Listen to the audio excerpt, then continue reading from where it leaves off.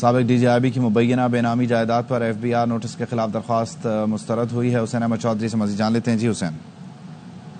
جی دیکھیں، اسلام آباد high court سے اہم خبر ہے. سابق D G I B brigadier retired Imtiaz کی مبینہ بے نامی جائیداد پر ایف بی آر نوٹس کے خلاف درخواست مسترد کر دی گئی ہے. اسلام آباد ہائی کورٹ کے جسٹس اعظم خان نے تحریری فیصلہ جاری کرتے ہوئے درخواست ناقابل سماعت قرار دیتے ہوئے مسترد کر دی ہے. درخواست گزار کو متعلقہ فورم پر نوٹس کا جواب جمع کروا کر اپنا کیس ثابت کرنے کی ہدایت کی گئی ہے. فیصلے میں کہا گیا ہے کہ درخواست گزار نے متعلقہ اتھارٹی کے سامنے اپنا کیس پیش کرنے کے بجائے ایف بی آر نوٹس جو ہے وہ چیلنج کر دیا. درخواست گزار کے پاس 2017 کے ایکٹ کے تحت ایک متبادل اور مؤثر قانونی چارہ جوئی جو ہے وہ اس کا حق موجود تھا. تاہم ان لینڈ ریونیو کا 15 نومبر 2022 کا نوٹس جو ہے وہ چیلنج کیا گیا تھا اور نوٹس کے مطابق درخواست گزار بریگیڈیئر ریٹائرڈ امتیاز اس بے نامی گھر کا اصل بینیفیشری ہے اور نوٹس میں کہا گیا ہے کہ وضاحت کریں کہ کیوں نہ یہ گھر بے نامی جائیداد قرار دیا جائے. اسلام آباد ہائی کورٹ نے سابق ڈی جی آئی بی کی یہ درخواست ناقابل سماعت قرار دیتے ہوئے مسترد کر دی ہے. جی بہت شکریہ. MKM رہنما امین الحق کہتے ہیں قومی سلامتی کمیٹی اجلاس پر پی ٹی آئی کا کردار شرمناک اور قابل مذمت ہے. وہ ہمارے نمائندے رافع حسین سے بات کر رہے تھے. کراچی کے لیے 10 ارب اور حیدرآباد کے لیے 5 ارب ٹوٹل 15 ارب کا پیکج جو وفاقی حکومت سے ملنا ہے اس میں تاخیر پر MKM کی جانب سے وفاقی حکومت سے ناراضگی کا اظہار کیا گیا. اور ابھی کچھ دنوں پہلے وفاقی وزیر منصوبہ بندی احسن اقبال سے MKM رہنماؤں کی ملاقات ہوئی ہے. اس میں کیا ہوا ہے، آگے کیا ہونے جا رہا ہے، اس پر بات کرنے کے لیے ہمارے ساتھ MKM کے سینئر رہنما امین الحق صاحب موجود ہیں. ان سے بات کریں گے. یہ فیصلہ ہوا کہ فوری طور پہ فنڈ جو ہے ہاؤسنگ اینڈ ورک میں تقسیم کر دیا جائے گا، آ جائے گا اور اس کے بعد ڈیولپمنٹ پیکج کام شروع ہو جائے گا. وفاقی حکومت کی طرف سے ہمیں اس بات کی پوری امید ہے کہ جو وعدہ جو شہری سندھ کے عوام کے ساتھ کیا تھا اس پہ مکمل طور پر عمل پیرا ہوں گے اور اسی لیے MKM پاکستان وفاق میں وفاقی حکومت کے ساتھ موجود ہے کہ MKM پاکستان ایک جمہوریت پسند سیاسی جماعت ہے. ہم یہ مشاورت سے فیصلہ کرتی ہے. میرا خیال مستقبل کا جو بھی فیصلہ ہوگا خالد بھائی چیئرمین ہے اور مرکزی کمیٹی ہے وہ مل کر کے فیصلہ کرے گی. جب میئر صاحب ہو یا صوبائی وزیر صاحب ہو جبکہ وعدہ کرتے ہیں تو کہیں پہ بھی اس پر عمل ہوتا ہوا نظر نہیں آتا ہے. تاہم MKM کی خواہش ہے کہ شہر کی بہتری کے لیے ایک good working relation Peoples Party کے ساتھ موجود رہنا چاہیے. پاکستان میں KPK کی صورتحال بلوچستان کی صورتحال روز بروز خراب ہو رہی ہے. ہونے کے چاہیے تھا کہ تمام سیاسی پارٹیوں کو متحد ہونا چاہیے تھا بٹ انفارچونیٹلی جو PTI کا کردار رہا ہے وہ انتہائی شرمناک رہا ہے. MKM کیا ڈیمانڈ کرتے ہیں؟ MKM کہتی ہے کہ ہر صورت میں نیشنل ایکشن پلان پر عمل درآمد کیا جائے اور وہ تمام لوگ جو پاکستان کے سلامتی کے خلاف کام کر رہے ہیں، جو فوجیوں کو نقصان پہنچانے کی کوشش کر رہے ہیں، ان کے ساتھ عینی ہاتھوں کے ساتھ نپٹا جائے. انہوں نے یہ بھی کہا کہ قومی سلامتی کمیٹی کے اجلاس کے حوالے سے PTI کا جو رویہ ہے وہ افسوسناک اور شرمناک ہے اور اس کی تمام جو ہے وہ بھرپور مذمت کرتی ہیں. جی. ڈسٹرکٹ اینڈ سیشن کورٹ اسلام آباد میں وزیر اعلیٰ علی امین گنڈاپور کے خلاف آڈیو لیک کیس کی سماعت بغیر کارروائی ملتوی ہوئی ہے. فاروق اعجاز مزید بتائیں گے. جی فاروق. جی بالکل. وزیر اعلیٰ خیبر پختونخوا علی امین گنڈاپور کے خلاف آڈیو لیک کیس کی سماعت آج ہونا تھی. تاہم وزیر اعلیٰ خیبر پختونخوا علی امین گنڈاپور آج عدالت میں پیش نہیں ہوئے. ان کے وکیل راجہ ظہور الحسن ایڈوکیٹ عدالت میں پیش ہوئے اور اس کے ساتھ ساتھ شریک ملزم اسد فاروق عدالت میں پیش ہوئے. کیس کی سماعت ایڈیشنل سیشن جج عبدالغفور کاکڑ کے سیشن جج کے چارج سنبھالنے اور متعلقہ کورٹ میں کسی اور جج کے ٹرانسفر نہ ہونے کی وجہ سے بغیر کارروائی کے ملتوی کر دی گئی ہے. تاہم عدالت کی جانب سے علی امین گنڈاپور کے مسلسل غیر حاضر ہونے کی بنا پر پہلے سے جاری شدہ ناقابل ضمانت وارنٹ گرفتاری برقرار رکھے گئے ہیں اور کیس کی مزید سماعت کو 18 اپریل تک کے لیے ملتوی کر دیا گیا ہے. علی امین گنڈاپور اور اسد فاروق کے خلاف تھانہ گولڑا میں مقدمہ درج ہے. بہت شکریہ فاروق.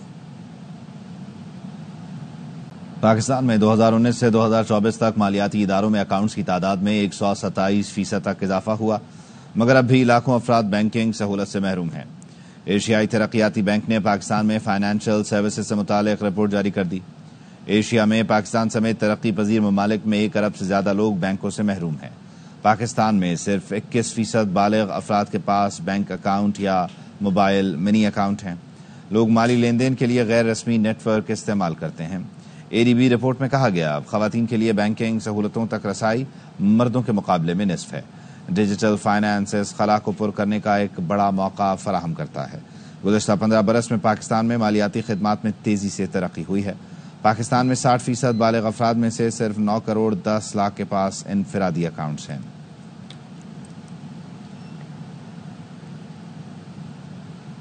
خیبر پختونخوا حکومت کا فائن سسٹم کو تمام متعلقہ محکموں میں توسیع دینے کا فیصلہ. نواب شیر ہمارے ساتھ ہیں، مزید تفصیل وہ بتائیں گے. نواب شیر آگاہ کیجیے. جی بالکل، خیبر پختونخوا حکومت نے ای فائن سسٹم کو تمام متعلقہ محکموں میں توسیع دینے کا فیصلہ کر لیا ہے اور اس سلسلے میں وزیر اعلیٰ سیکریٹریٹ نے چیف سیکریٹری خیبر پختونخوا کو مراسلہ ارسال کر دیا ہے، جبکہ متعلقہ محکموں کو ڈیجیٹل محاصل پر عمل درآمد کرنے کے لیے ضروری کارروائی ابھی لانے کی جو ہے وہ تاکید کی گئی ہے۔ مراسلے کے مطابق ای گورننس اور سرکاری امور کی ڈیجیٹلائزیشن کے لیے پائلٹ بنیادوں پر جو ہے وہ اجراء سے ریونیو میں نمایاں اضافہ ہوا ہے اور ابتدائی طور پر یہ پروگرام ضلع پشاور، ایبٹ، ڈی خان اور سوات میں نافذ کیا گیا۔ پشاور میں ای فائن سسٹم کے تحت اب تک کل جاری کردہ 4219 چالان میں سے 4201 کی ادائیگی ہو چکی ہے، جبکہ ڈی خان میں کل جاری کردہ 36 میں سے 36 اور سوات میں 891 میں سے جو ہے وہ 875 چالان کی ادائیگی ہو چکی ہے۔ ڈیجیٹل محاصل کا مقصد سسٹم کو شفاف اور احتساب کو یقینی بنانا ہے، جبکہ اس کے ساتھ ساتھ اداروں کی بہترین نگرانی کرنا بھی ہے۔ جی بہت شکریہ۔ P M D C council نے نجی میڈیکل اور ڈینٹل کالجز کی فیسوں میں کمی کے لیے سفارشات کی منظوری دے دی۔ جہانگیر خان مزید بتائیں گے۔ جی جہانگیر۔ ڈینٹل کالجز کے لیے فیسوں کی سفارشات کو حتمی شکل دیتے ہوئے کونسل نے ان کی منظوری دے دی ہے اور یہ سفارشات اب خصوصی کمیٹی کو ارسال کر دی گئی ہیں۔ نجی میڈیکل کالجز کی فیسوں کا باضابطہ اعلان نائب وزیر اعظم اسحاق ڈار جلد کریں گے، جو اس میڈیکل ایجوکیشن کمیٹی کے خصوصی سربراہ جو وزیر اعظم کی ہدایات پر قائم کی گئی تھی۔ میڈیکل فیسوں کی کم از کم اور زیادہ سے زیادہ حد کی سفارشات شامل کی گئی ہیں۔ ذرائع کے مطابق نجی میڈیکل کالج کی کم از کم فیس کی جو حد ہے وہ 18 لاکھ مقرر کرنے کی، جبکہ زیادہ سے زیادہ 25 لاکھ رکھنے کی سفارش کی گئی ہے۔ ان فیسز میں سالانہ 5% اضافہ ہو سکے گا۔ ذرائع کے مطابق نجی میڈیکل ڈینٹل کالجز کے نمائندے ان سفارشات سے متفق پائے گئے ہیں۔ ساتھ ہی ساتھ نجی میڈیکل اینڈ ڈینٹل کالجز کے ٹیچنگ اسپتال کے 35% جو بیڈز ہیں وہ سوشل ویلفیئر کے لیے مختص کرنے کی سفارش شامل ہے۔ اس کے ساتھ ساتھ میڈیکل کالجز کے لیے سالانہ 5 اسکالرشپ دینے کے بھی پابند ہوں گے۔ نجی میڈیکل کالجز میں 10% نشستیں غیر ملکی طلبہ کے لیے، جبکہ غیر ملکی طلبہ کی جو فیس ہے وہ $15,000 رکھنے کی تجویز بھی شامل ہے۔ اس کے ساتھ ساتھ نجی میڈیکل کالج میں اوورسیز پاکستانیوں کا کوٹا 15% رکھنے کی تجویز دی گئی ہے، جبکہ نادار طلبہ سے قسط وار جو فیس ہے وہ وصولی یعنی انسٹالمنٹس میں رکھنے کی بھی تجویز دی گئی ہے۔ نجی میڈیکل کالجز کی فیسوں پر فریقین سے طویل مشاورت ہوئی ہے اور پہلے نجی میڈیکل کالجز کی جو سالانہ فیس ہے وہ 12 سے 15 لاکھ رکھنے کی تجویز سامنے آئی تھی، جسے میڈیکل کالجز کے نمائندوں نے مسترد کر دیا تھا۔ اس وقت ملک میں نجی میڈیکل کالج 25 سے 35 لاکھ روپے سالانہ فیس وصول کر رہے ہیں۔ ٹھیک ہے، بہت شکریہ جہانگیر۔ اپڈیٹ کریں آپ کو کہ وفاقی کابینہ کا آج ہونے والا اجلاس ملتوی کر دیا گیا ہے۔ وفاقی کابینہ کا اجلاس اب کل ہوگا۔ آج کے اجلاس کے لیے 12 نکاتی یہ ایجنڈا تھا جس پر اس اجلاس کو ہونا تھا، لیکن خبر آ رہی ہے کہ آج ہونے والا اجلاس ملتوی کر دیا گیا ہے۔ اب یہ اجلاس کل ہوگا۔ چنیوٹ کی مقامی عدالتوں میں جمع کرائی گئی کروڑوں روپے کی کورٹ فیسیں جعلی نکلی ہیں۔ امیر عمر چمن مزید بتائیں گے۔ جی بتائیے۔ چنیوٹ کی جو ہے جتنی بھی عدالتیں ہیں اس کے اندر تعمیل مختص استقرار حق، منسوخی، وصولیاتی اور دخلیابی کے لیے جو دعوے دائر کیے جاتے ہیں ان کے لیے کورٹ فیسیں جمع کروائی جاتی ہیں اور 15,000 روپے کورٹ فیس جو ہے وہ اسٹاموں کے ذریعے، اسٹام پیپرز کے ذریعے جمع کروائی جاتی ہے، جس کو مقامی بینکوں کے ذریعے جو نکلوائے جاتے ہیں۔ لیکن عدالتوں کے اندر جب آن لائن چیکنگ ہوئی، ڈسٹرکٹ اینڈ سیشن جج شازیہ رحمان نے ان کی آن لائن چیکنگ کی تو اس میں متعدد جو ہیں وہ بوگس نکلی ہیں۔ ان کے 500، 200 اور 1200، 1500 روپے کے اسٹام جو ہیں ان کو نکلوا کر مقامی کمپیوٹر کمپوزنگ سینٹر سے ان کے اوپر مالیت چینج کر کے 15,000 روپے کاٹ دی جاتی تھی۔ اس سلسلے میں سول جج جو ہیں کلاس 1 کے چودھری فیاض اور دیگر سول جج مظہر، سینئر سول جج ظفر اقبال، نادیہ عمر فروخ وغیرہ، ان کی تمام عدالتوں کے اندر مختلف جو ہیں جو کورٹ فیسیں جمع کروائی گئی تھی ان کا پتہ چلا کہ 500 اور 1500 کے اسٹاموں کے اوپر ان کو ٹیمپرنگ کر کے جو ہے وہ اپنا 15,000 روپے کیا گیا، جس پہ ڈسٹرکٹ سیشن جج شازیہ رحمان نے جو ہے نوٹس لیتے ہوئے اب تک جو ہے 4 مقدمات درج کروا دیے، باقی کے لیے بھی جو کارروائی جاری ہے۔ جی بہت شکریہ۔ نیو کراچی پاور ہاؤس کے قریب پولیس مقابلے میں ایک ڈاکو ہلاک ہو گیا ہے۔ افضل خان ہمارے ساتھ ہیں، ان سے تفصیل جان لیتے ہیں۔ افضل بتائیے۔ یہ ہلاک ملزم کی شناخت 28 سالہ جنید کے نام سے ہوئی ہے، جو اپنے دیگر ساتھیوں کے ہمراہ یو پی موڑ کے قریب لوٹ مار میں مصروف تھا اور اس دوران شاہین فورس کے اہلکار وہاں پہنچے تو ملزم فائرنگ کرتا ہوا فرار ہو گیا اور پولیس کا کہنا ہے کہ کریلا موڑ کے قریب ملزم اور جو شاہین فورس کے اہلکار ہیں ان کے درمیان فائرنگ کا تبادلہ ہوا، جس کے نتیجے میں ایک ملزم ہلاک ہو گیا ہے اور جس کی لاش کو ضابطے کی کارروائی کے لیے اسپتال منتقل کیا گیا ہے اور پولیس حکام کا کہنا ہے کہ اس حوالے سے مزید تفصیلات بھی حاصل کی جا رہی ہیں۔ جی بہت شکریہ افضل۔ وفاقی وزارت داخلہ کے فارن نیشنل سیکورٹی سیل کا سیکرٹری داخلہ خیبر پختونخوا کو مراسلہ۔ 27 مارچ تک خیبر پختونخوا سے افغان طلباء کا ریکارڈ طلب کر لیا۔ نواب شیر سے مزید جان لیتے ہیں۔ جی نواب شیر۔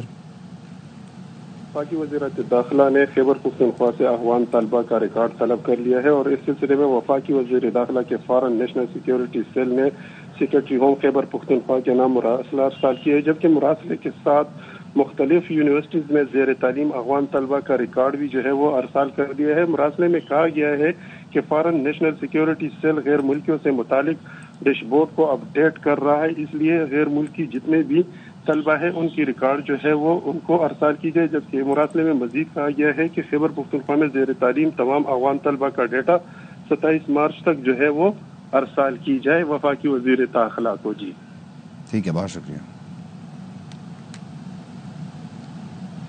اسرائیل کی جانب سے جنگ بندی معاہدے کی خلاف ورزی جاری ہے۔ غزہ پر گزشتہ رات بھی حملے ہوئے، 7 بچوں اور 2 صحافیوں سمیت 23 فلسطینی شہید ہوئے۔ خان یونس اور بیت لاہیہ میں اسرائیلی فورسز نے کئی علاقوں کو نشانہ بنایا۔ اسرائیلی فوج نے بیت لاہیہ میں گاڑی پر بمباری کی۔ الجزیرہ کے ساتھ کام کرنے والے صحافی حسام شبات شہید ہوئے۔ خان یونس میں گھر پر حملے میں فلسطین ٹوڈے کے صحافی محمد منصور نے جام شہادت نوش کیا۔ گزشتہ روز اسرائیلی حملوں میں 60 فلسطینی شہید ہوئے۔ امریکہ کا کہنا ہے پاکستانیوں پر امریکہ میں داخلے پر پابندی سے متعلق ابھی کوئی فیصلہ نہیں ہوا۔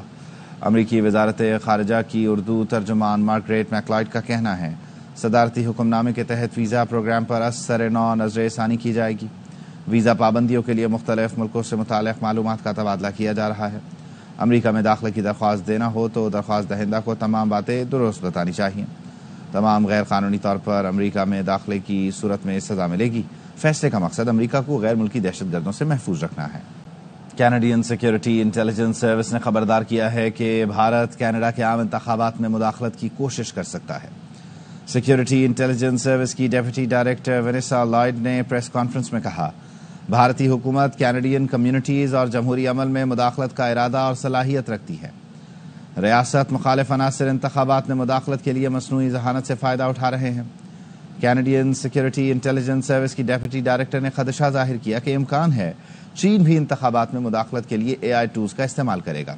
انہوں نے یہ الزام بھی لگایا کہ روس بھی ممکنہ طور پر کینیڈا کے خلاف سرگرمیاں کر سکتا ہے۔ کینیڈا میں 28 اپریل کو قبل از وقت عام انتخابات ہو رہے ہیں۔ GPO مظفر گڑھ ڈاکٹر رضوان احمد کی جانب سے جھوٹے مقدمات درج کروانے والوں کے خلاف کریک ڈاؤن کا آغاز کر دیا گیا ہے۔ نوید فریاد ڈوگر کی رپورٹ دیکھیے۔ تھانہ جات میں جھوٹے مقدمات درج کروانے والوں کے خلاف TPO مظفر گڑھ ڈاکٹر رضوان احمد خان کے حکم پر کریک ڈاؤن جاری۔ زیادتی کے جھوٹے مقدمات کا اندراج کروانے والے مرد و خواتین پر مقدمات درج کر کے ملزمان کو گرفتار کر لیا گیا۔ اس حوالے سے TPO مظفر گڑھ ڈاکٹر رضوان کا کہنا تھا جھوٹی FIR دینے والوں کے خلاف بھی، جھوٹی اپلیکیشن دینے والوں کے خلاف بھی ہم نے کارروائیاں شروع کری ہوئی ہیں۔ 182 قلندریں ہم بھجوا رہے ہیں، اس پہ کورٹ سے نوٹس کروا رہے ہیں، اور اس بات کو بھی ہم نے یقینی بنایا ہے کہ کسی قسم کی جھوٹی اگر اپلیکیشن دینے والا ہے یا FIR کرانے والا ہے اس کو ہم گرفتار بھی کریں گے اور سزا بھی دلوائیں گے، تاکہ یہاں پہ جو ٹرینڈ ہے ایک جھوٹی اپلیکیشن دینے کا یا جھوٹی FIR کرانے کا، اس کو ہم جو ہے اس کو ایک شٹ اپ کال دے سکیں۔ شہریوں کا کہنا ہے کہ مظفر گڑھ پولیس کی جانب سے ایسے اقدامات روایتی درخواست گزاروں کی سرکوبی میں معاون ثابت ہوں گے۔ کیمرہ ٹیم کے ساتھ نوید فریاد Dogar, RY news. Governor house Karachi میں 23ویں افطار ڈنر کا شاندار اہتمام۔ گورنر کامران ٹسوری کا خواتین اور بچوں میں 10-10 لاکھ روپے عیدی بانٹنے کا اعلان۔ شہریوں میں پلاٹ، عمرے کے ٹکٹ اور دیگر انعامات تقسیم کیے گئے۔ رافع حسین کی رپورٹ۔ بنگلہ دیش اور عمان کے قونصل جنرل بنے گورنر سندھ کے مہمان، کہا ان جیسا نہ حکمران دیکھا نہ کام۔ اتحاد اور احساس، کیا بات، یہ بہت خوبصورت 2 لفظ ہیں، مجھے بالکل اچھا تاثرات ہیں۔ ہم لوگ ایسا کبھی دیکھا نہیں، اس لیے ہم مبارک بولتے ہیں آپ لوگ کے لیے اور گورنر کے لیے۔ ماشاءاللہ یہ بڑا کام ادھر انیشیٹو کرتا ہے۔ معروف بزنس مین ارشد ولی محمد بولے اب جو میں نے باہر رش دیکھا ہے اور گورنر صاحب نے جو انتظام اندر کیے ہیں اس کی کوئی مثال ہی نہیں بنتی ہے، بہت خوشی ہوتی دیکھ کے۔ انعام گھر میں گورنر سندھ کی جانب سے خواتین اور بچوں میں 10-10 لاکھ روپے عیدی دینے کا اعلان بھی کیا گیا، جبکہ روزانہ کی طرح شہریوں میں پلاٹ، عمرے کے ٹکٹ اور دیگر انعامات تقسیم کیے گئے۔ کیمرامین شہزاد میمن کے ساتھ رافع حسین، ARY نیوز کراچی۔ ناظمین حج کی حجاز مقدس روانگی کے لیے حج پروازوں کا آغاز 1 مئی سے ہوگا، جو 30 مئی تک جاری رہے گا۔ وزارت مذہبی امور کے مطابق پروازوں کا شیڈیول 10 اپریل تک جاری کیے جانے کی توقع ہے۔ اس 1,79,210 پاکستانی فریضہ حج ادا کریں گے۔ PIA اور سعودی ایئر لائن سمیت 5 فضائی کمپنیاں حج آپریشن میں حصہ لیں گی۔ سرکاری اسکیم کے تحت 79,000 پاکستانی عازمین حجاز مقدس جائیں گے۔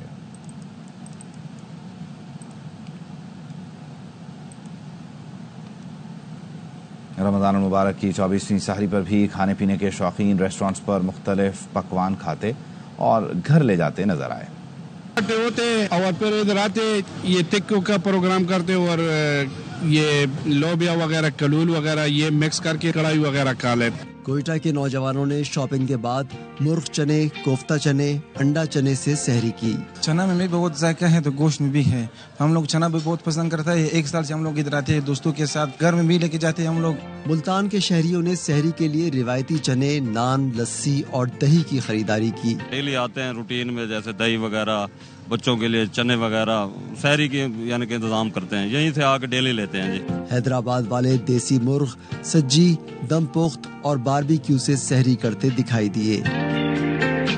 ماہ مبارک کا آخری ہفتہ برکتوں اور نور کی برسات کرتا اختتام کی جانب بڑھ رہا ہے.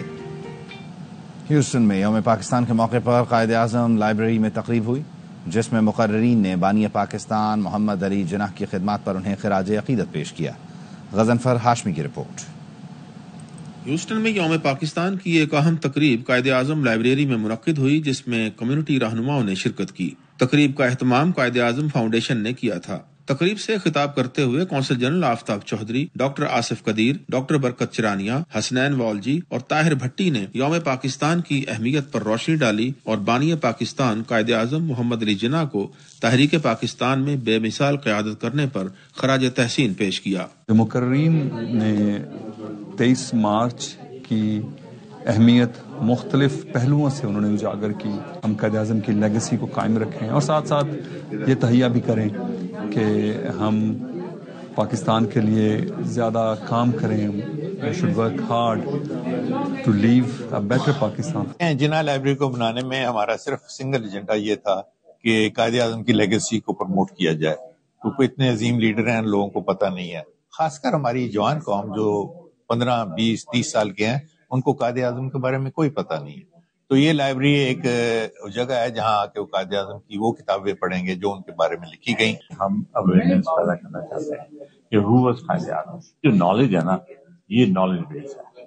تو education, learning process and legacy of Quaid Azam. Quaid Azam نے بہت ایمفیسس دیا تھا یونٹی پہ، اور ہمیں پاکستان کے اندر بھی اور پاکستان کے باہر بھی یونائٹڈ ہو کے پاکستان کی بھلائی اور ترقی کے لیے کام کرنا چاہیے. حال ہی میں قائم ہونے والی قائد اعظم لائبریری میں قائد کی زندگی اور پاکستان کے لیے ان کی جد و جہد پر اہم کتابیں رکھی گئی ہیں.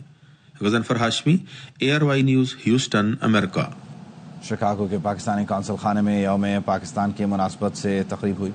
امریکی رکن کانگریس جانتھن جیکسن، وفاقی اور ریاستی عہدیداران اور پاکستانی کمیونٹی کی نمایاں شخصیات سمیت 300 سے زائد افراد نے شرکت کی. کونسل جنرل طارق کریم اور ان کی اہلیہ نے رکن کانگریس جانتھن جیکسن اور دیگر ارکان کے ہمراہ یوم پاکستان کا کیک کاٹا. اس موقع پر پرچم کشائی بھی ہوئی. کونسل جنرل طارق کریم نے اپنے خطاب میں پاکستانی کمیونٹی کے ارکان کو یوم پاکستان کے پرمسرت موقع پر مبارکباد دی. انہوں نے تحریک پاکستان میں شامل قیادت کو خراج عقیدت پیش کیا اور کشمیری عوام کے ساتھ یکجہتی کا اظہار کیا. March 23rd is a landmark day in the history of Pakistan.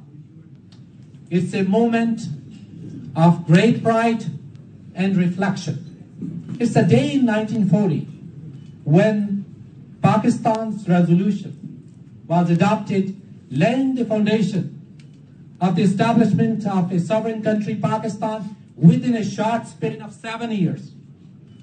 Therefore, today we pay tribute to Quaid-e-Azam Muhammad Ali Jinnah, the father of the nation, other leaders and the workers of Pakistan movement for their countless sacrifices and tireless efforts for Pakistan. Canada میں یوم استقلال روایتی جذبہ حب الوطنی سے منایا گیا. دارالحکومت اوٹاوا میں پاکستانی ہائی کمیشن میں پروقار تقریب ہوئی جس میں ہائی کمشنر محمد سلیم نے قومی پرچم لہرایا. اس موقع پر پاکستانی کمیونٹی، ہائی کمیشن کاملہ اور طلباء بھی موجود تھے. حاضرین کو صدر مملکت آصف علی زرداری اور وزیر اعظم شہباز شریف کے پیغامات پڑھ کر سنائے گئے.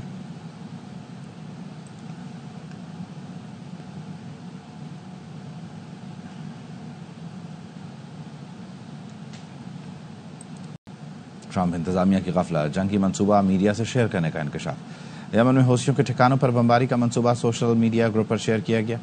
نائب صدر، وزراء سمیت اعلیٰ حکام اور صحافی بھی سوشل میڈیا گروپ میں شریک تھے. امریکی وزیر دفاع پیٹ ہیکسیت نے حملے کا منصوبہ گروپ کے ارکان میں شیئر کیا تھا۔